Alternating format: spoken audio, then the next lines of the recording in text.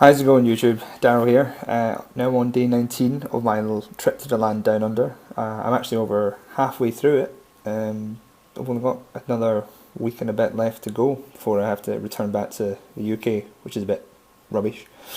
But this week has certainly been probably one of the best weeks that I've had of my entire time here. I won't bore you with what I did during the Monday to Thursday because it was just medicine-y things, which for me was interesting, but for you guys watching, you probably could not care. Um, but as I mentioned in my last video, we had a plan to go to Sydney, and indeed we did. On Friday, Sarah and I left very early in the morning, at about, I think it was 5:30 or something, maybe 6 o'clock. We got the train into the CBD and then the bus from there to the airport. Took off at about 9:30 and landed in Sydney just before lunch at about 11 o'clock.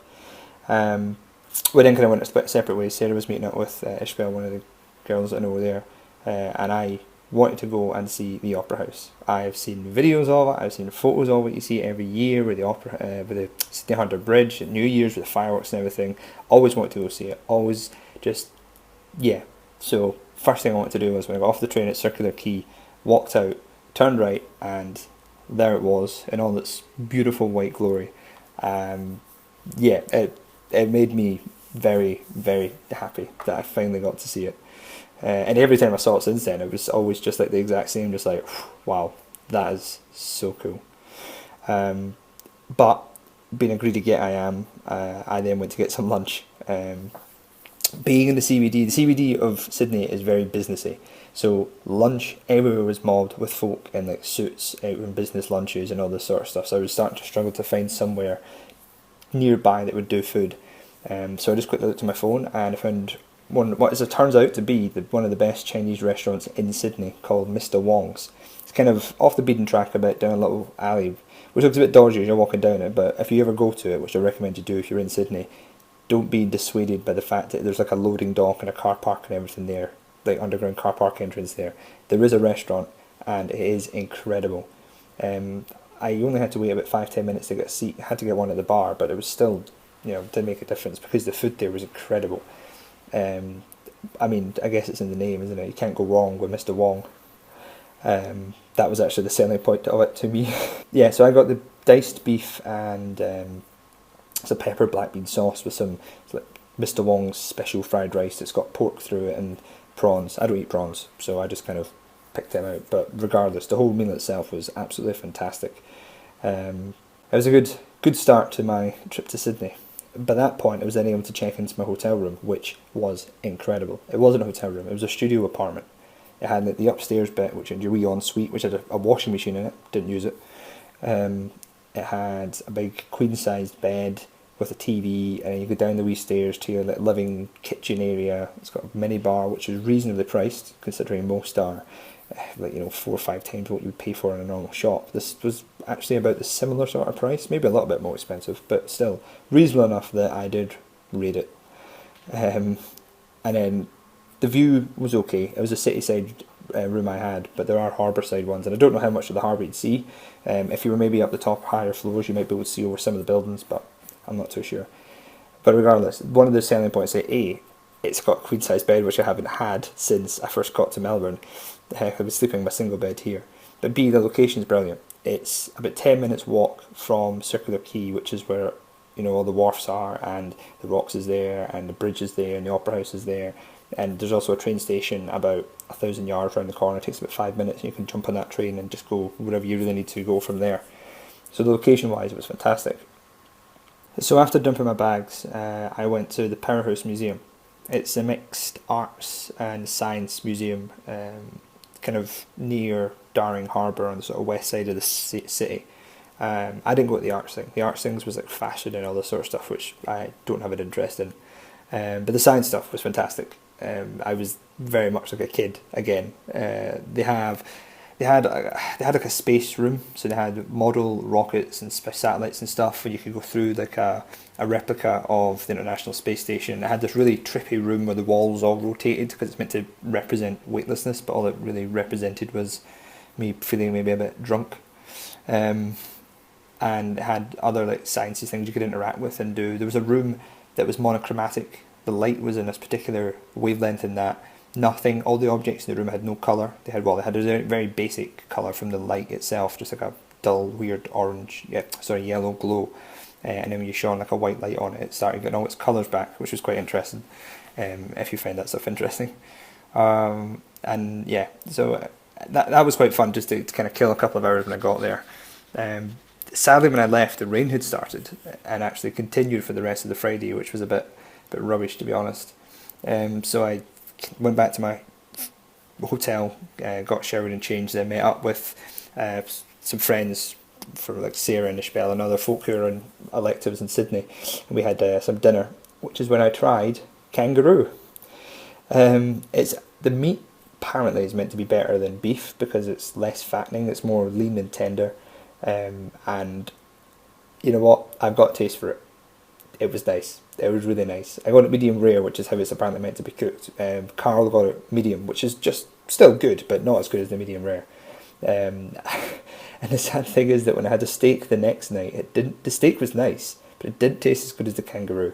So I think I might have ruined my palate for beef and steaks. I'm going to have to find somewhere back home that sells kangaroo now, whatever that may be.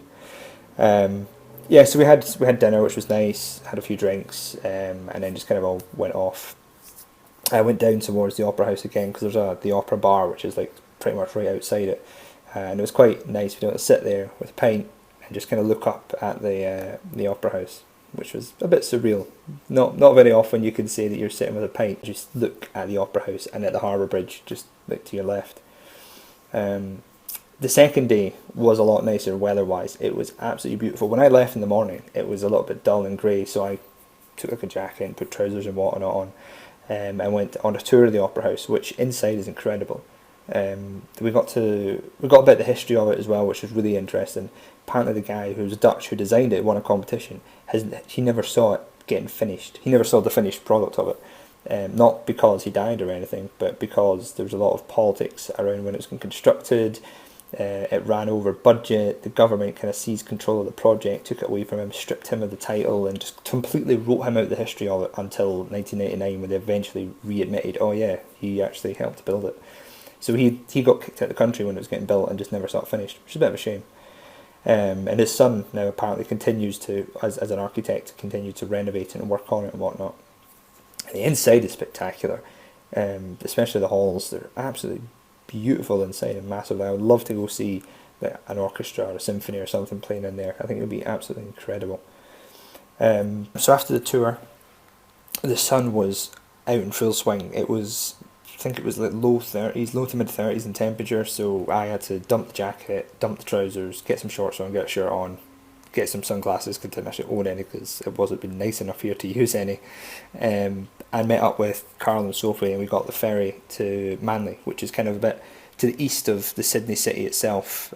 It sits kind of as you come into that, I don't know what you call it, river bay towards the Sydney CBD. It only takes about half an hour on the ferry, which you just use your little tap on, tap off card. A little tip for when you come to, if you ever come to Sydney, you need to get an Opal card. It's like their version of a travel pass, and it works in all the buses, all the trains, all the trams, and all the ferries, which is a bit strange because we don't really have that use of ferries in the UK. And on Sundays, it's capped at $2.50. So no matter, you can travel as much as you want, and the maximum it will cost you is $2.50, which is useful for the ferries because the ferries themselves are about $7 one way. So we went on a Saturday, so we had to pay the full price. But had I known ahead of time, probably would have waited until the Sunday to do it. Anyway, so Manly, it's a little sort of seaside town thing. Got some food, went down the beach, which was just filled with surfers making the most of the big waves. And we took a kind of a walk around the beach to one of the smaller beaches called Shelley Beach. It's a bit quieter if you want kind of a nicer, quieter beach experience. And then we went a walk up into the bush and got loads of photos as we wandered through there, found some nice cliffs, and finally made our way to Halifax Lookout, I think it's called. It's on the sort of southeast of this Manly area, island, not an island, area. And it offers amazing views to look back towards Sydney. And you can see, like, we caught it just at the perfect time. As we got there, the sun was starting to set, so we got to look back towards Sydney and have all the nice red hue of the sunset behind it, which was absolutely great to see.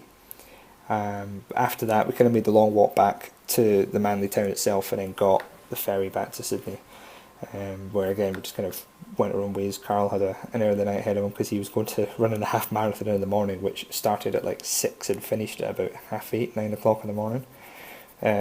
I went, got some dinner, got the steak, which was good, not as good as kangaroo steak, and then had some drinks again, just kind of outside the Opera House, which actually, as I was heading back that night, worked out quite good. I ran into Ishbel and Sarah.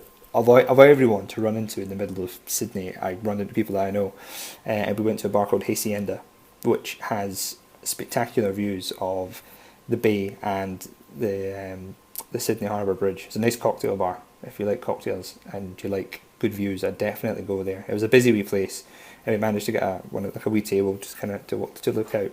So that was a good end to a busy Saturday and a good Saturday. Sadly though, Sunday was my last day. I had to check out by 11 o'clock the next day. I left my bag there with them, which was handy because I didn't have to carry it around. And then it was just a non-stop day of having to do things. A list of things I wanted to try and get done before I left. So I went and explored the Rocks. It's like the old town of Sydney, and it's quite a traditional, weird architecture. When you see that, looking back at the CBD, the new buildings, it's quite a contrast. I had some brunch there, and then went a walk up all the stairs to the Harbour Bridge lookout point. Now you can do the bridge walk. You can pay, it's like $100 to walk up to the highest point of the bridge. You can do it at different times and watch the sunset and whatnot, but you can't bring your camera, so you can't take any photos, which is a bit rubbish. So you can go up the one of the support pylons himself rather than having to pay, and you can take your own photos. And I managed to get an amazing panoramic view of the bridge, the bay, the Opera House and the city itself, which was just absolutely spectacular, absolutely beautiful. It does cost to go up it though. I think it's like $15 or something like that to go up, which is significantly cheaper than the hundreds it costs you to actually climb the bridge. So I would personally say you're better to do that than to climb the bridge, and you can take some photos and spend as long as you want up there, whereas in the bridge walk you're kind of up, have a look around and then back down again. After that it was a hop, skip and a jump on the train and tram to the Maritime Museum. Because I was kind of running on a limited schedule, I didn't get any time to actually go into the museum itself, but what they do have there, which I think is probably the better of the attractions, is a old World War II destroyer. I think it's the HAMS Sydney. No, HAMS Vampire it's called. And I was like a kid. I definitely regressed back to being a kid. You got to go around all the different parts of the ship, through all the decks, you got to sit in the guns, you got to go up to the bridge, sit in the captain's chair, go to the ops room. It was fantastic. If you like your maritime history, if you like war history, if you like boats and things like that, or you're just a bit childish like me when it comes to things like that, then it was fantastic. I got some amazing photos on it as well. As I said, because it was kind of time pressure, trying to get last few things in the day, I only really got to spend enough time there and kind of going around the ship and going around the little dock that it's in to talk about sort of Australian naval history and things like that. I didn't get to spend much time in the actual Maritime Museum itself. Perhaps if I go back I could spend some time on the other side of it.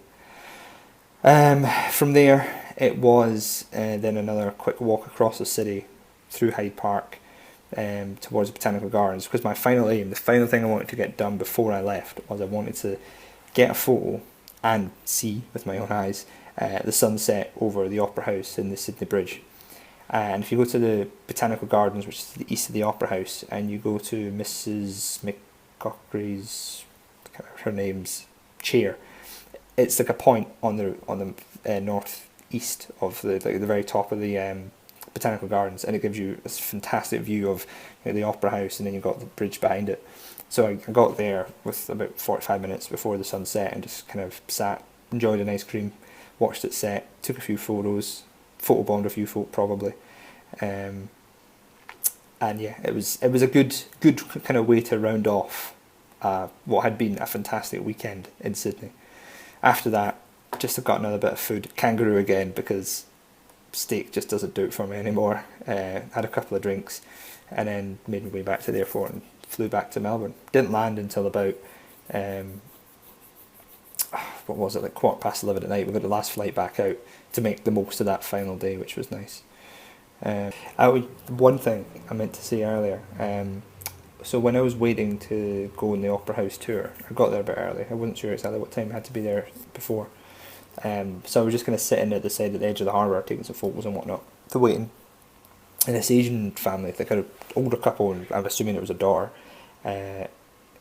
were taking some photos and things. Then one of them, the daughter, I assume it was, approached me, and I thought she was going to say, "Oh, do you mind taking a photo of us?" And I'd be like, "Yep, sure, fine, why not?" But she came up and she said to me, "Can I take a photo with you?" And I paused because I was trying to process what she said. Did I hear it wrong? Did she say it wrong? I don't know how long I didn't reply for. Probably was a long, long time before I kind of repeated it back. And I was like, do you want to take a photo with me? I just want to be clear on that. She was like, yeah, if that's okay. And I was like a deer caught in the headlights. I had no idea what was going on. I was just so taken aback. So I just said yes. So she sat down beside me, and her parents were like, "Oh, get together." And so she kind of huddled up a bit towards me, and then her parents took a photo, and then she said, "Oh, thank you," and then they disappeared. And I was still just sitting there being like, "What the hell just happened?" So I've now appeared in some family's photo album. I don't know who they thought I was. Maybe I looked like someone. I don't know. I've only seen one photo of someone who looks a lot like me, which was sent from my friend, and I don't think he was famous. So yeah, that was a very odd thing of the weekend. But yeah, the weekend was fantastic. I absolutely love Sydney. I really do. I think, is it better than Melbourne? Possibly. I don't know. Maybe it was just a different feeling. It felt like a holiday, is what it felt like. It felt like I was away on holiday, even though this whole experience is essentially a holiday. Don't tell the uni that. I don't know. I really enjoyed Sydney. There was a lot to do in it, which was good. And I'd love to go back. I'd love to go there for New Year. I think it would be absolutely amazing to go there at New Year. So yeah, so that was my trip to Sydney. I'm glad I did it. I definitely do not regret it, and I had an amazing time. But this week is a little bit back to normality, I guess. Today was a bit fun. I took the day off because we got back so late, and by the time I'd Skyped home and things like that, time got to bed. There was no chance in hell I was getting up to go to uni, so I took the day off and went to the zoo instead. I'm not going to bore you with the zoo story just now because this video is already going to be running a bit long, but I can tell you all about that next time. And also it gives me time to sift through the loads of photos I took of animals to pick the best ones. Plan for this week, again, most of it's going to be doing uni stuff during the week. I'm hoping, I just need to get tickets to go to Dreamtime at the G. It's a big footy match, one of the biggest matches of the year. 80,000 people expected to turn up, so that'll probably be the highlight of this week, which is on the Saturday, and probably do another few things, go for some dinner, do some tours and stuff. But as always, I will keep you guys up to date with my adventures. So, till next time, bye.